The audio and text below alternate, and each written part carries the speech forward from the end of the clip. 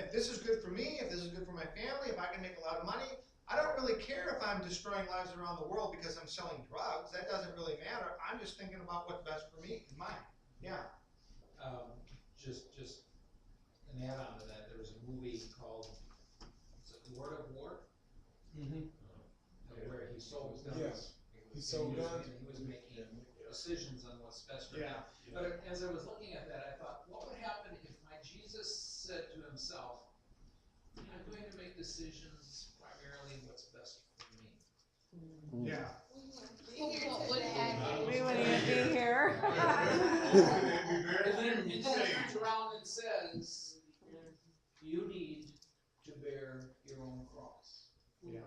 And your own cross is I'm sure going to be different than his, but it still is going to be a sacrifice of yourself for others. Can I share a scripture? I was sharing the bird this morning. It's exactly what we're talking about. And I said this is going to be my life scripture and why I live for God and why daily is talk. It goes with all of this evangel, self and all that. I can't believe I just forgot. No. It's 2 Corinthians 5 and 15. It says, and he died for all, that those who live should not live no longer for themselves, but for him who died for them. Yeah. And he was rose again. Like that right there. The scripture again, 2 Corinthians 5. 15. 15. Yeah. Right there, it's Yeah, like right. because he died. And that also teaches us too about really the grace, how we are saved. Yeah. By grace through faith, we are saved. Yeah. The grace is not for our own, Yeah. for our own personal selfish needs and all Yeah. that, but Yeah. it's to help us to live through Him. Yeah. Now let me, I've been given some bad examples. I've been talking about, parents who are not responsible or, drug traffickers in Latin America or whatever. Yes. But let me ask you this question. Do Christians, do people who love Jesus ever act like this? Okay, so what's an example? Like, what do we do? Like me, I'm saying an example. When I was, my company that I worked for was going through a really hard time, and they did some layoffs and some cutbacks or whatever. So, anyways, the position that I was in, I loved it, and God was preparing me because He kept telling me, "Get prepared. They're gonna get rid of your position." So they did, but this one of the upper management ladies had recommended that I would take over one of the branches. I work for a credit union, so I'm over. I accept the job, and I'm currently still doing it. So I'm over running one of our branches, and it's so funny why God placed me there because I have a lot of needy employees.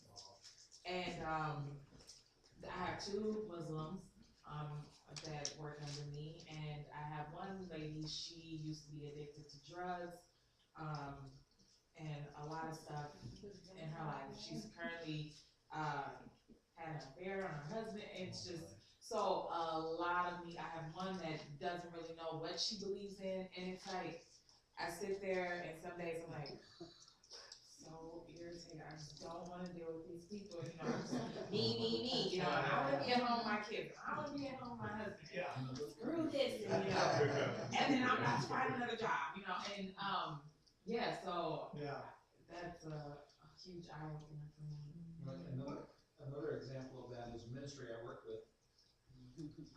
Was going through some financial difficulties, and I walked into work one day, Monday morning, and my boss had a meeting scheduled with me, and he goes, and she's basically crying, and I'm thinking, what's going on? And she's like, I gotta let you go. Clean out your desk, today's your last day at work. And I said, well, why is it? Well, they're just eliminating your position. And it's a situation where they were looking at what was best for them. Without, not a week's notice, not a month's notice, not a by the way, get ready, it's, you're done today. that was a ministry that made the decision based on what was best for them. What happens in, what typically happens in a church? Meeting with youth resources full time. What was it now? It was after that I went on a week fast, Oh, and where God said, okay, time to do this full time. It was like a year. And that'd be 3 years now. 3 years now. Wow. Praise the Lord. what typically happens in a church when you have, let's say, a group of people, 15 to 20 people that have a serious disagreement with the pastor? How do churches work through conflict? Those two are. No, how do they typically? A certain percentage, a small percentage just leave Yeah, because of the intimidation that they have yeah, with the pastor and the people that help and, surround the pastor.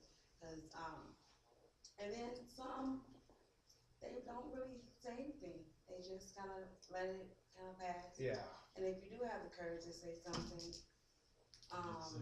Blacklisted. yeah, you probably, Okay. possibly a chance you get set down or you lose your position in church. Yeah, So it's pretty much none done. yeah. Or made out of other church. Has anybody ever been part of a church that split? Mm-hmm. Okay, yeah, Like the church said, like, God, nowhere just, yep, it was like on fire, like, people, Okay. God was doing great work there, like, okay, and all of a sudden, like, got some covered mess. Okay. Like, thank God for the pastor who had an heart to stand Yeah. for the congregation yeah, and say, what happened? And from there, it was like, yeah, I'm leaving. yeah.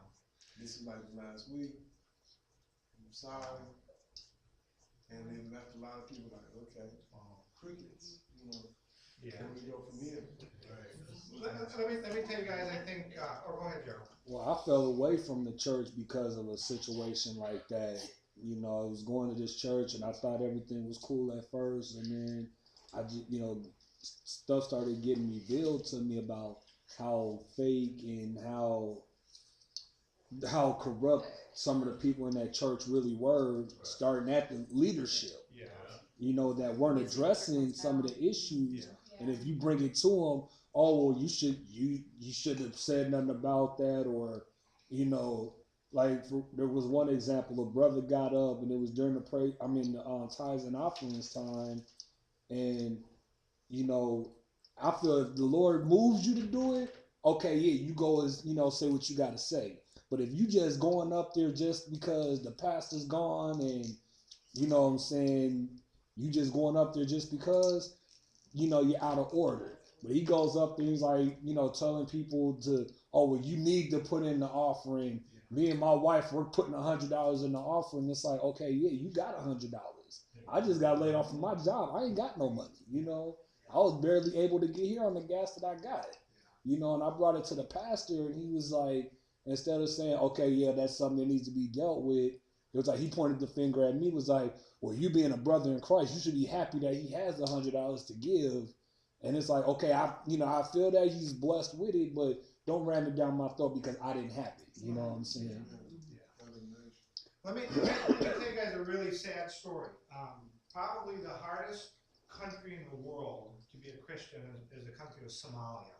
And I read stories about, there's this group of these Islamic militants in Somalia called the Shabab. And if they ever discover that somebody's a Christian, they'll kill you on the spot. And so, like I just read recently, they found some kid, with a Bible, and they executed him. And so it's just a country that just like there's no Christians at all, really hard. So here in the Twin Cities, we have this huge population of Somalis, and as far as I know, the first Christian congregation, a church of Somali people, was here in the Twin Cities.